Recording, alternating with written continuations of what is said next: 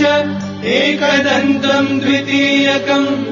तृतीयम् कृष्णपिङ्गाक्षम् गजवक्त्रम् चतुर्थकम् लम्बोदरम् पञ्चमम् च षष्ठम् विकटमेव च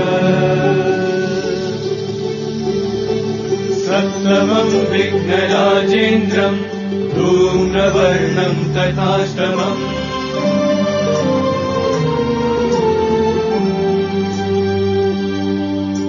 नवमम् बालचन्द्रम् च दशमम् तु विनायकम्